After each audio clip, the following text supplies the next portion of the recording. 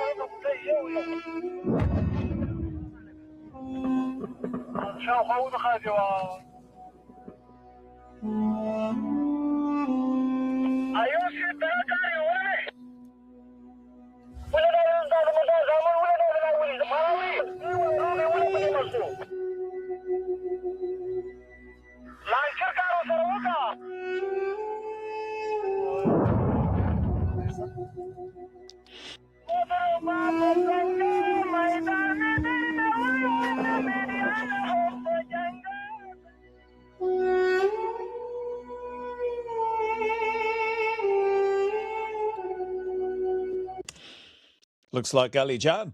Looks like the Ali Jan photo that we've been showing from the Australian war crime stuff and the allegations that are going on here.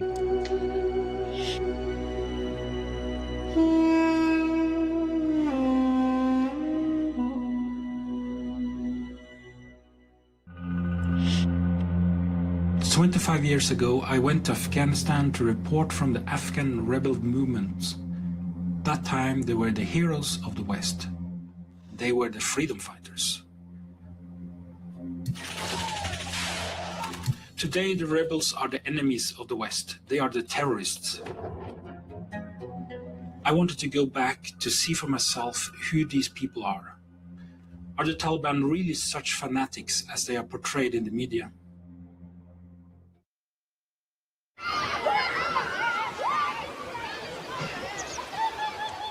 To film the Taliban is both very difficult and very dangerous. This is a mountainous area where Al-Qaeda also is very active. If I just walked into their area, I would be arrested, suspected of espionage, maybe even executed.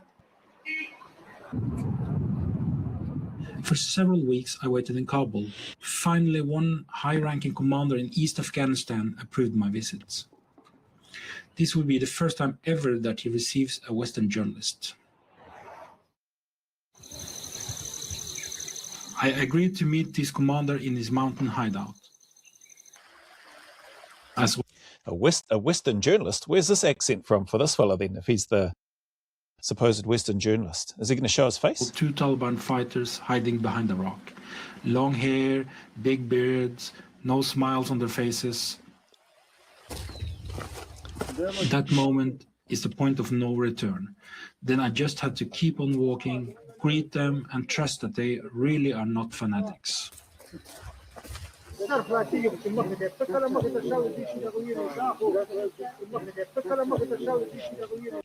look like the New Zealand Prime Minister, old blinking Lux and Potato Head. Let's go back. There, look at that.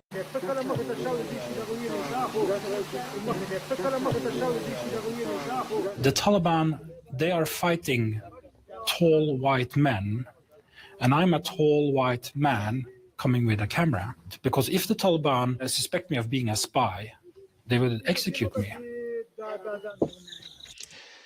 I mean, credit to this guy. A lot of balls to blink and put up your hand and say, I want to go do this thing.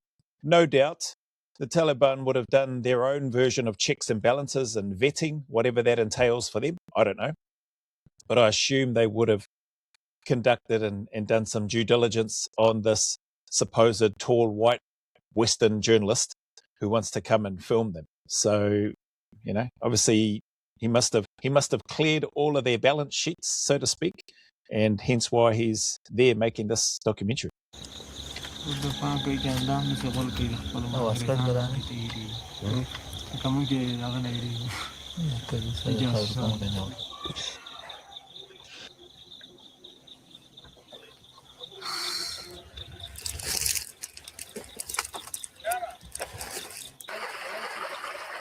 Everyone, nearly everyone, was masked, and they were behaving like unnatural.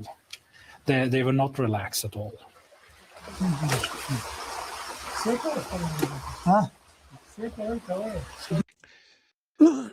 Just look at this scene for a moment, and it jumped out at me straight away. It just took me a little while to push pause.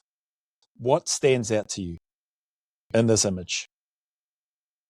There are 6 people that you can see in this image. What stands out to you? Ankanik. This young boy that is there from a very young age, much younger, much younger than any that I know of, and that much younger than any known Western civilization that I know of, are young boys taught, trained to be fighting for a cause like whatever the Taliban believe in, or Al-Qaeda believe in, or whatever other Islamist terrorists and stuff believe in.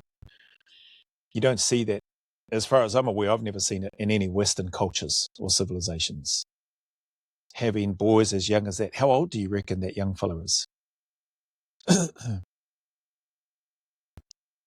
He looks like he's still single digits to me in terms of age, unless he's just an extremely small young boy who's maybe 11 or 12. I doubt he's double digits. I look at him and I see like a 8, 9-year-old,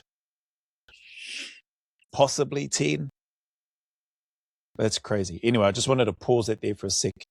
Let you, if you're watching this, have a bit of a think about that. Have a think about your children or your grandchildren, your grandsons or your sons. And just, I don't know, let that sink in for you in its own way, as it is for me right now, as I look at this.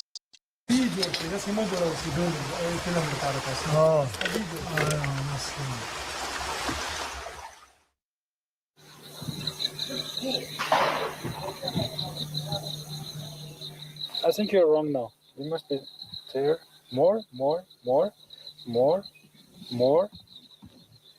And then you can, if you have problems keeping still, you can hold your breath. The second day, they were starting to relax. They took off their masks. They were joking, talking, and acting normal. I was like a fly on the wall. Check out that scenery, eh? I mean, it looks beautiful to me from just the countryside itself, the mountainous terrain, this young fella sitting there looking down over it. But it gives you a bit of an insight in terms of how well they know their terrain, how dominant, the dominant positions that they look to access and get into. They're not getting around with helicopters and that sort of thing. Like, they're walking. So they're hardened to that terrain and that as well, conditioned to it from a aerobic perspective, from a muscular endurance perspective. It's impressive from that perspective. I don't have any admiration, I would say, for the Taliban or Al-Qaeda or terrorists at all. Like, that doesn't enter my head to have admiration for them. Respect for them, I don't even know personally, maybe somewhere, but right now, as I sit here, I don't know that enters the forefront of my mind of having respect for these people. It just is what it is. They're fighting for their country. They've held and maintained their country for however long it's been. Nobody's been able to successfully take control of it. So from that perspective, I have respect to them and for them for that.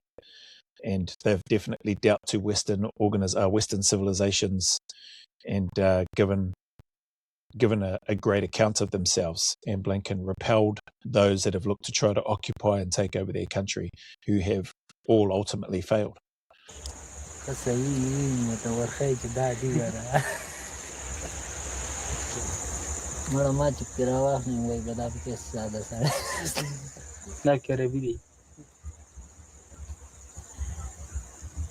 Howdy.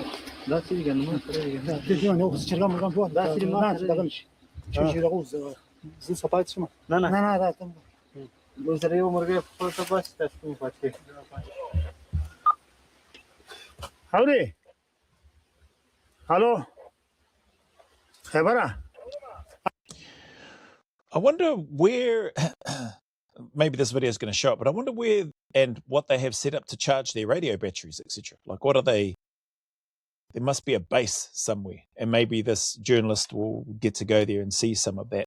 Obviously, probably not from the perspective of being able to see clearly where it's located, but yeah, they're going to be charging their equipment and stuff, or their radios at least somehow. ضربيه د خدای بنده چې دا منګه و دا خط کې و اول خط کې کنه او مسلمانان مونږ ویل چې بالکل د مازغې زمونږ وېستو هغه ضربې چې ورلې ما خام کې او یو غاړه اشتره د خام مکمل بغره بغره کړل ان شاء الله چې څو وخت تاسو کې یو خبره یو په وټه نه خبره Davran is the one who approved my visit. He's a high-ranking Taliban commander in East Afghanistan. Before joining the Taliban, Davran had a lot of properties. Now... All right, there we go. You can see some cables and stuff running, whatever those are going to, unless they're ropes, but I assume they're cables. He lives in a house built from rock and clay in the mountains. He lives there together with his family, a wife, and 3 young children.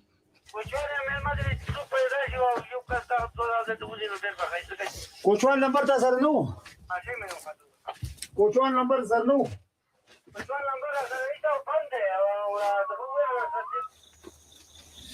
ډیر عادل وسی الله پاک په عدل ډیر خوشالي یو مدا خواسته چې منګه دا دونه تکلیف د کو زمونږ د وی ګنټي منګ له رب العالمین منګ سره الله مرسته کوي یو وخت کې د چا سوال وکړو ورسان وخت چې دا پات خبر څو وخت راځي هغه مجاهدین د خپل تقوا او خپل اخلاص مناسب معاملې وسره کیږي که تقوا یې ډیره وا اخلاص یې ډیرو او خاص د الله لپاره جنګیدل ضربه پات خراجي او چیرته نو بیا ورسره راځي موږ د خپل آزاد That guy definitely eyeing up the journalist, pointing the camera at them. د لپاره جنګیږو موږ د خپل دین اسلام لپاره جنګیږو موږ د خپل دین ناموس لپاره جنګیږو موږ د خپل د دفاع خاورې د ازادۍ لپاره جنګیږو د څه غټ مسعودونه چا سره تاسو به مسئله چې تبا سره بجنګیږي ظلم دې د سره ناروا ده د سره غبن دې د سره دیکتاتوري ده د سره دا خو ضرور خراب دی یو ورځ بستا دا د څه بدین سکور کې لکه څنګه چې دا څومره تاریخ د اسلام کې څومره تاریخ د دنیا کې چې د لیلی فرعون اندر شي نسکور شي هم د څه بدین سکور کې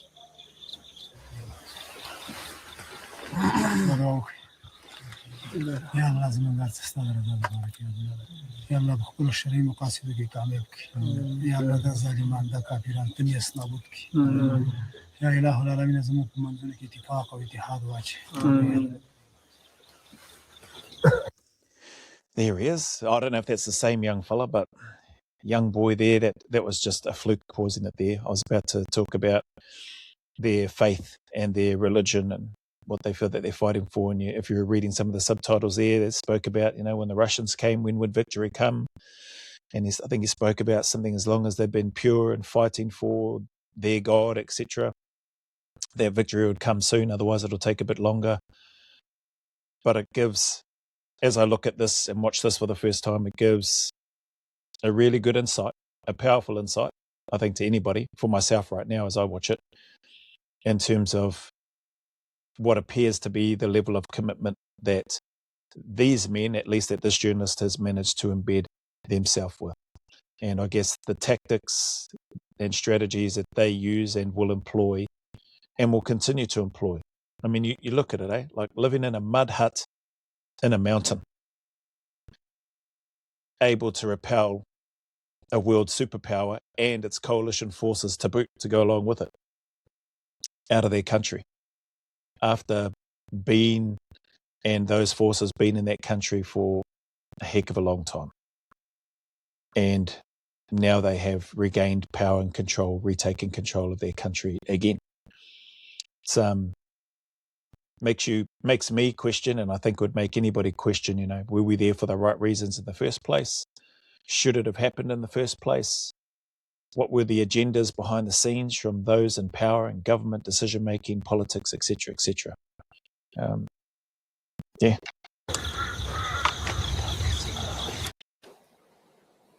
دی اړه دا یو د شګې د امین چې دا شي دا غړو سره لګو نو دا زه به بالکل به د پیدا کسان د پاره ځکه چې ثقيله ولي ګور دی پیدا ته پیدا نشي دا غړ شي دی غړ شي کنه نو چې مال ته کار کیږي په دې باندې دلته هم کې لاندې کسان ورځي نو خسته پروګرام راځي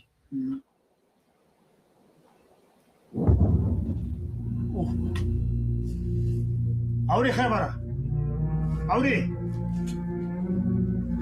دا طرف نه حمله‌دار طرف نه دا طرف نه میته طرف نه میته یو ګروپ پاتې شي بل کو شوی یا بل پاتې شي بل کو شوی تیم په دې باندې غزګین کیږي.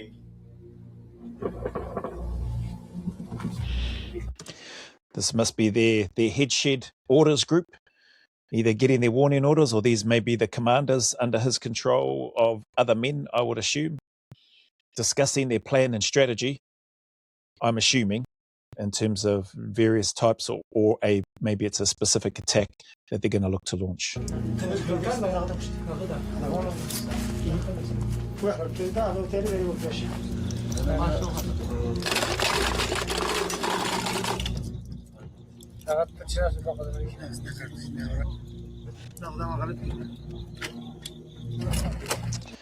Jeez, the young fella there, at least his finger's not on the trigger, but safety catch off. I'm assuming there's potentially a round up the spout of his weapon. As I look at him there, if that was the same boy that was where I paused this earlier, maybe he is double digits, maybe just 10, 11. But yeah, at least his finger isn't on the trigger. But safety catch off, yeah, mad. Like, I look at this young boy and I think to myself, I can't help but feel that there would potentially be, for me I'm speaking about, can't speak for anybody else,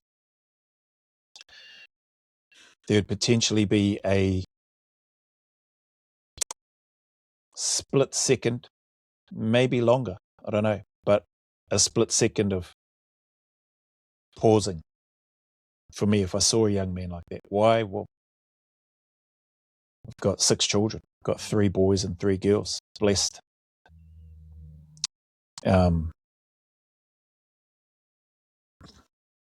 I don't think anybody who's looking to go to war is expecting to come across and or engage a young boy like this. The intel and all that sort of stuff would have come about. There would have been lots of, hence why the sayings, war fighting aged males or fighting aged males being taken in for questioning. Clearly that sort of stuff would be at the forefront, I would say, of everybody's mind. But I think unless you're faced with that and presented with it, I don't know how people, well, for me, I think to myself as I sit here and look at the young boy and think, potentially I would probably hesitate for a moment. Seeing a young boy, that is. Not if it was a grown-ass man, but a young boy, potentially would I hesitate, pause. I would love to know, not the details, but from, or specific, death type details, what I mean. But if any of the operators, and I mean actual stories, not blanket made up ones that people want to share because they want to try to be popular or whatever. But I don't think I've heard anybody on any interviews, not on the Sean Ryan show, not that I've watched all the Sean Ryan interviews, mind you, not from other SF operators or military operators in general, talk about engaging young Taliban or Al-Qaeda boys like this on any of their operations and dropping any of them. I'd be interested. I don't know if people do know. Maybe the person that sent through this request might have come across some of that. I'd be interested to hear what those operators have to say if they've encountered that.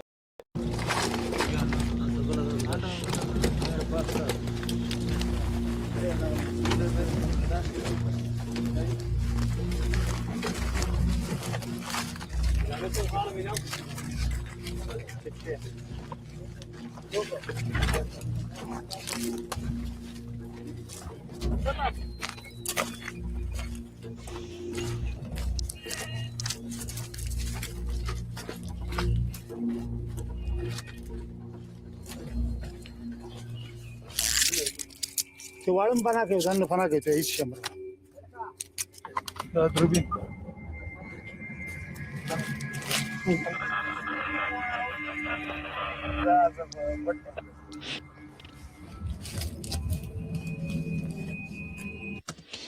Imagine, as I just looked at that scene there and where we are now, imagine what it must have been like from those that started their descent and attack on Cop Keating.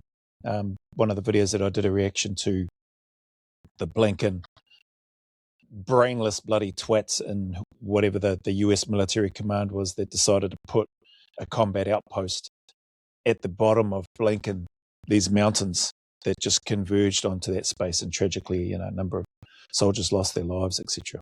And just seeing that scene and them looking down clearly on a compound or an area of interest and likely positioning themselves to do whatever it is that they're going to do. So I'd be interested to see what this documentary captures.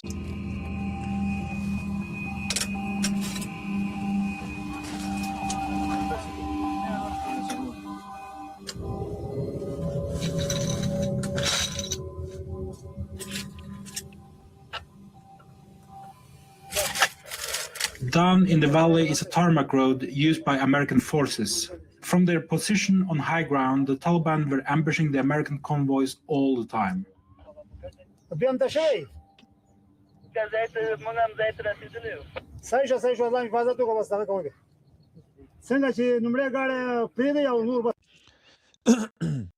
With not sure what caliber weapons and stuff that they're using, but clearly it got some punch to it.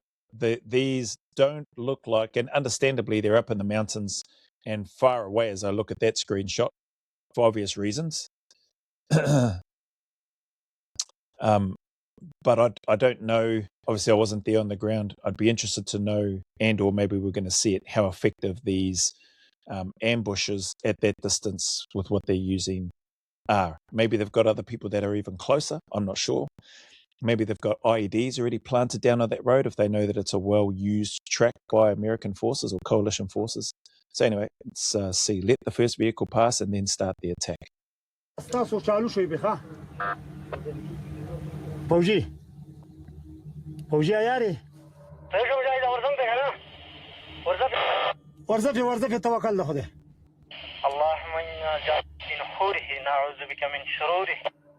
اللهم انصر المجاهدين الله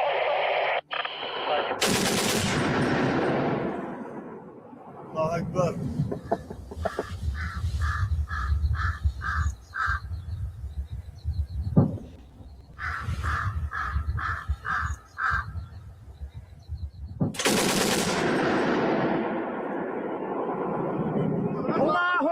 الله اکبر نصرت ته وو ته لک شان خپل ځای تغییر کوي ټول کم ځای نه دفاعیان نمور نو ټول ځای نه تغییر کوي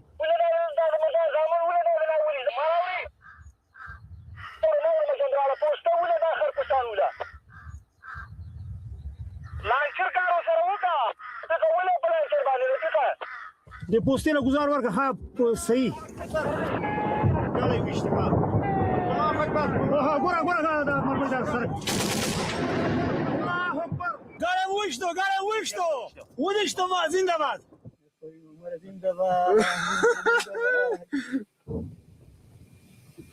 د امریکایانو په غزمه باندې د ټنټل په سیمه کې کمین دي اته مجاهدینو دي کې برخه اخیستلې ده چې ټول دي او د تزیناستي لسکسیس ګروپونه او هغه او دی غړاو غزمه سره د یو غاړه تر اوسه لګیدل هغه مردار شوی تر اوسه پر جنگ روان دي جریان لري تاسو یې په خپل سترګو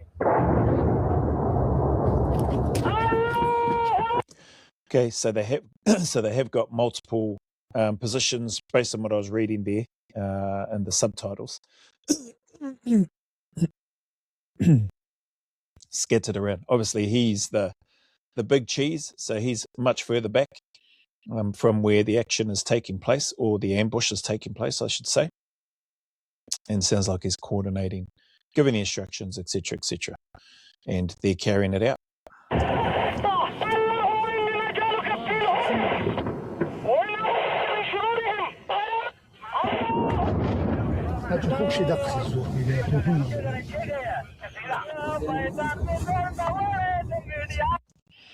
So that must be the Americans calling in, I guess, air support, like rounds going up, splashing in the mountains there. I don't know whether that's from air support or what it might be from. Maybe they're using javelins or something. I'm not sure. Yeah, I don't think there was a javelin though.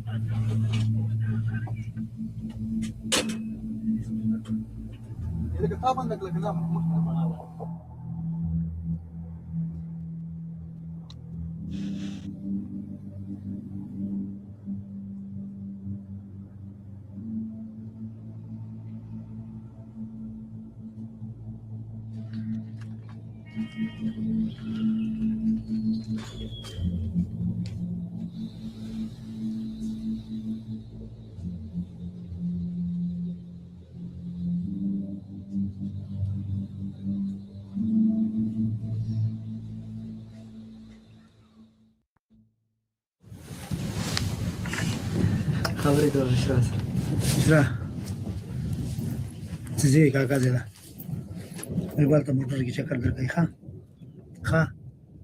خا زيبه تبيرا لال تبلاش خا شبو ويسي تخبي بويسي ها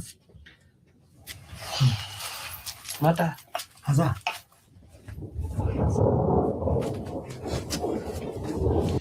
The more I look at that guy, this boss guy, the more I think he looks like that Lincoln Ali Jartan picture that we've seen through all the war crime stuff. To me, anyway.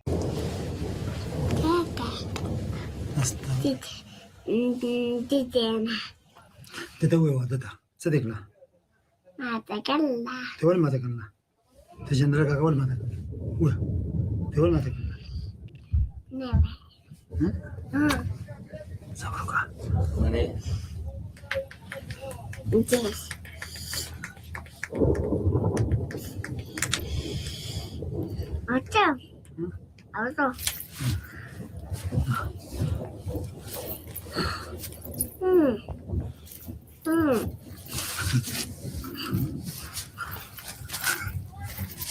ترى كاري كم بكون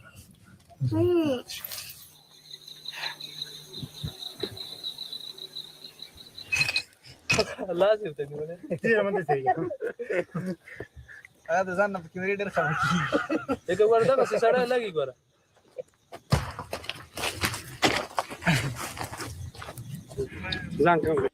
What's this, some sort of pastime game? Is this their version of lawn bowls?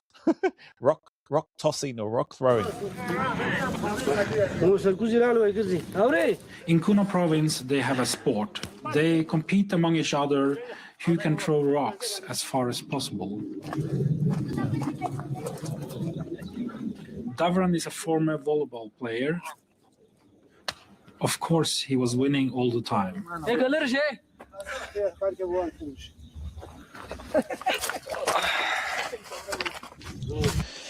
Okay, so it's not like lawn bowls.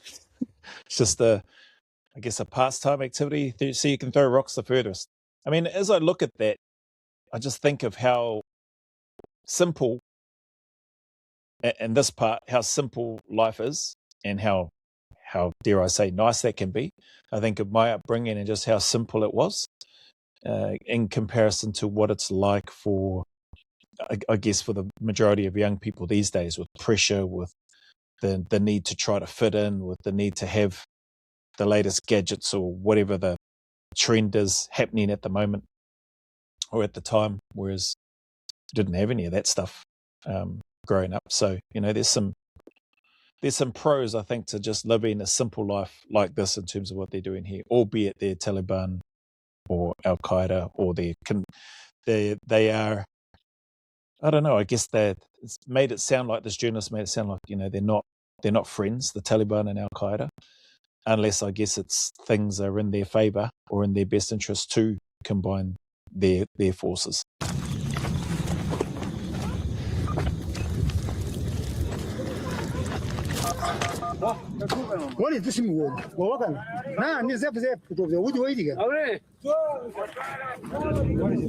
One of Davran's sub-commander is called Umar. Davran is the wise old man, the Gandhi with Kalashnikov.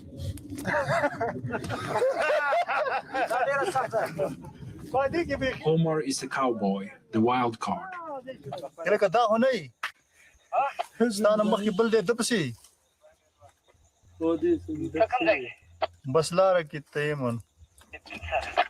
Once I overheard Davran talking with Umar on walkie-talkie, telling him to return from an ambush.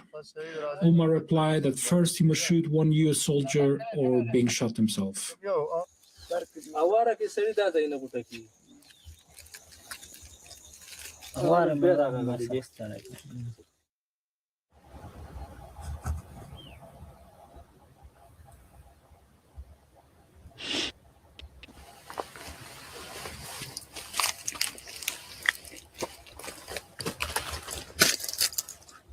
The Taliban I met was much more than a fighting force.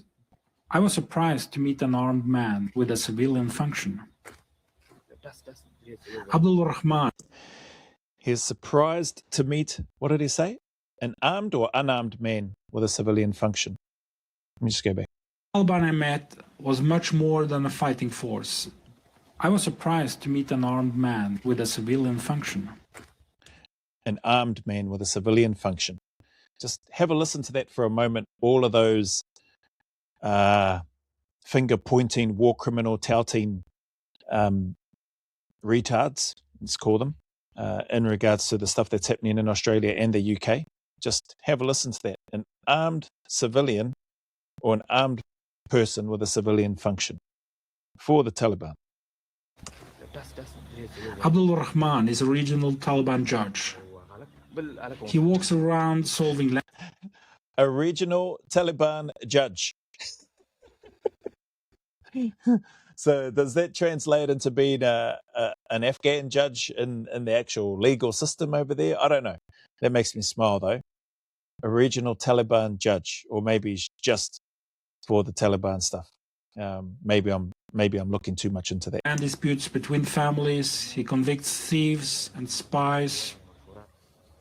The Taliban even seemed concerned about the environment. زنګل مسؤلیت زما په غاړه دی. او څوک شین لرګي واړی معمولی یو دانه. نو به دا غنه موږ 500 روپۍ اخلو. دې باندې والا یو راغلی دلته. دوه دانې لرګي والی دي. بس موږ ته چا اطلاع راکړه چې داسې کار وشو. پسې لاړلو. ناغه براشي سره دې کار کړو چې به تو اور بل کړو چې کلیو به نو څنګه خیر ته تکلیف دې کړې ده ته دې معافي. He was forgiven because he put so much effort into trying to hide it.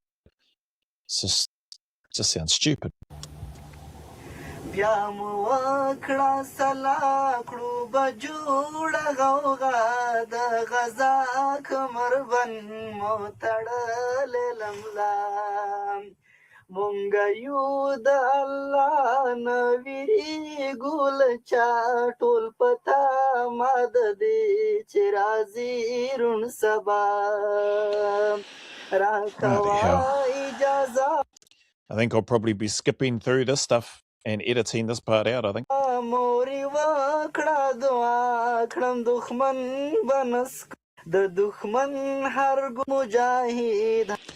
Yeah, I'm just skipping through this because that's painful and annoying to listen to.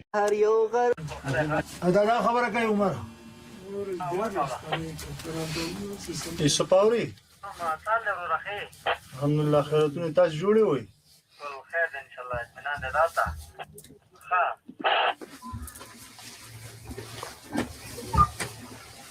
دې راګه دا د 15 سب کو سم جوړ دې جوړه مو کوم دې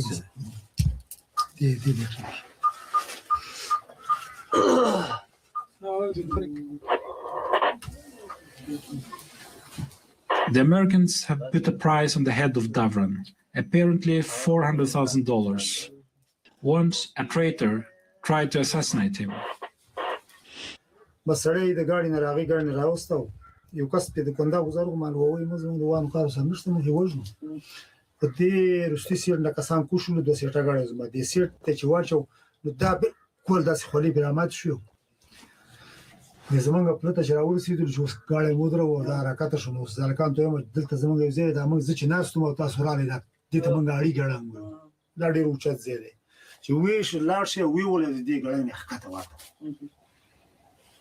مدا چې د ګاډي نه راخته شو او بس روان دي خو تلم نشي ډیر زیات بد حالات کې ما د سیو ته وګتلې د نیم د غزما کته شو د دې د عجزي چې ما ول لګنه به چې د سیو څو قدمه تیر شي به مو ته وګتلې بس خو دریم ځل چې ما د کتلې بس تاسو لري که زما قسم زما باندې نه Rubbish.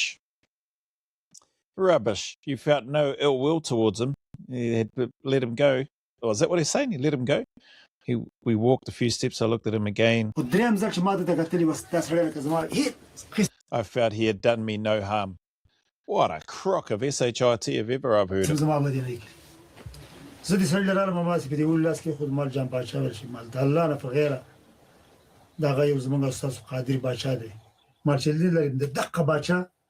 او دغه رب چې تاسو پیدا کړی دی په نوم ما کړی زه مخې توشه د باور ولنه I don't believe it. That sounds like a crock of rubbish to me, bruz. If that was the case, you fellas wouldn't be setting your ambushes and doing these things in and against the American people and all that sort of stuff, or any coalition. Like, that's just, nah. Somebody, a traitor within your team, looks to try to take your life, and then all of a sudden you forgive him? I don't think so, mate. یا دې نه منله ما ویل چې زه مسلمان یم او زما یو خبره په صداقت باندې زه ترمه چې زه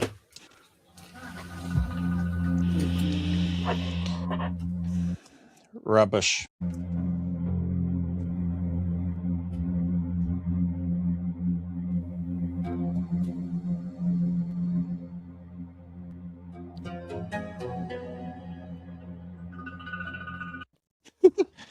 What's with the blinking, long-winded, staring portions of the video footage? And the music's starting to sound like one of those old-school Chinese kung fu movies.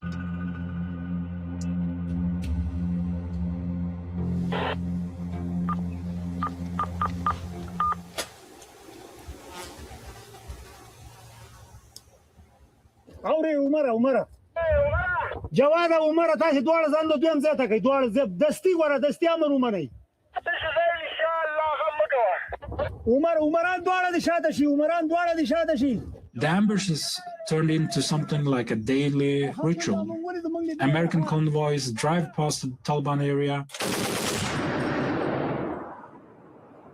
Sometimes they hit the vehicles, sometimes they don't. If this is happening, and it looks like it was happening daily in the same area, I would have thought that the American forces in that particular stretch of road and in that area would look to place and position snipers with scopes and optics in and around that area, preferably out of the line of sight or the area with which the Taliban are focusing their rounds, but in a way to try to get obs on up into those features, up into those hills, to see roughly where the rounds and stuff are coming from, so that you can then call in more accurate air support and or, attack with your own blinking response to those key areas. I'd like to think that's what they were doing, but maybe they weren't. I don't know. This documentary obviously isn't going to give us a massive insight. There's only about 6 minutes left of it.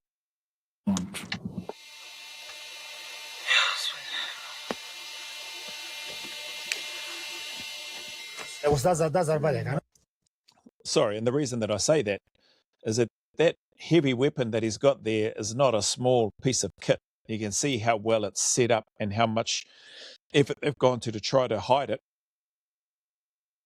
because they're not walking up and down with that thing. They're not stripping and assembling it each time to get to that point. I don't imagine. It's fixed there for quite some time. So snipers and the skills that they have and the ability to lie still and wait for extended periods of time and collect and gather information and data, intelligence in other words, I would have thought that's what they would be doing to sort of identify as many areas as they can and then just bomb the SHIT out of it. Now it is on rapid fire, now on single shot. Oh, yeah.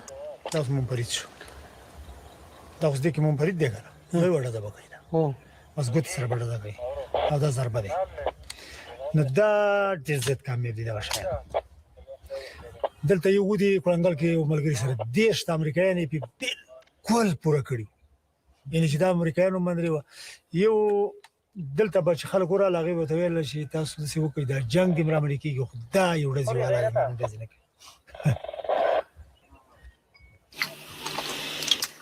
And these will be the stories that they share amongst themselves. So he's sharing a story of apparently Americans saying it's okay to fight against us, but don't use those weapons against us. Yeah, I doubt it. I don't think that's commentary that would have been getting spoken about by anyone.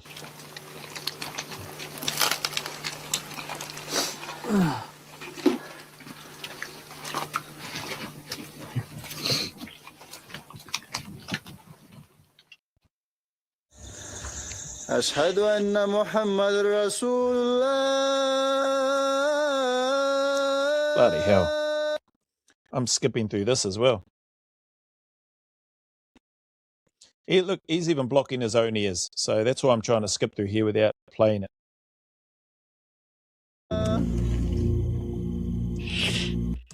I managed to time that well then.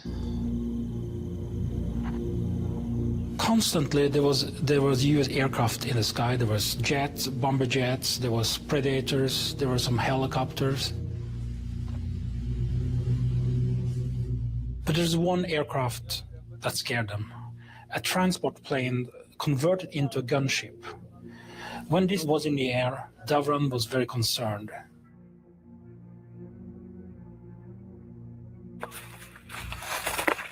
In the middle of the night, I woke up. The gunship was there, it was firing into the area. I just put on my camera and started to record the sound.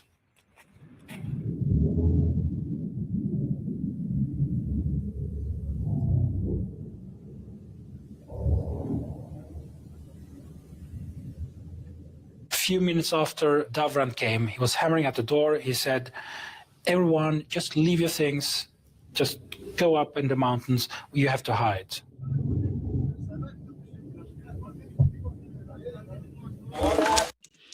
Look at that, eh? And just like that, all weapons and tools and equipment, radios, no doubt, just left, stashed, cached away, and they go and just be, what, goat herders, Bedouin, just roaming the mountains. Right. I grabbed my camera and I escaped into the mountain, and eventually I found a shed to sleep in.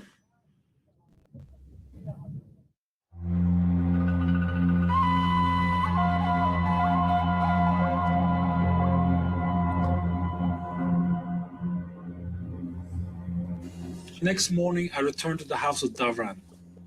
I could see that something bad had happened. Davran told me last night US Special Forces raided the house of his second-in-command, a man called Assad. They killed Assad and more than a dozen family members and Taliban fighters.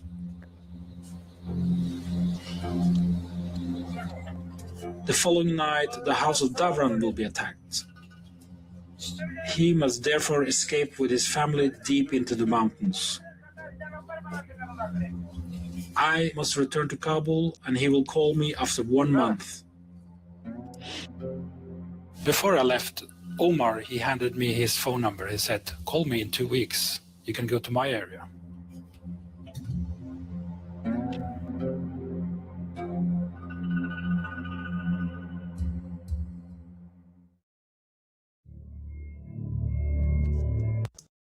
Returning to the same area, cameraman Paul Revsdale was kidnapped by Omar and held as hostage for 6 days.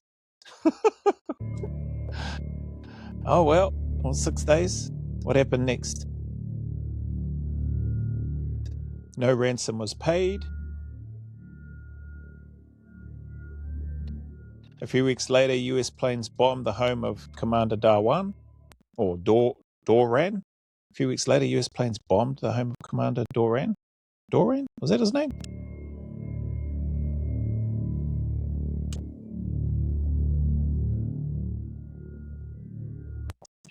Doran survived, but 2 of his children were killed.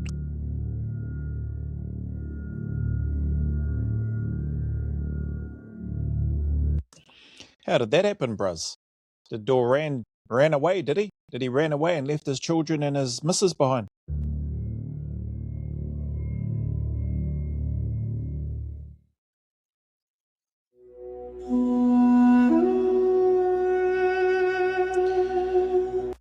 Paul Refsdale.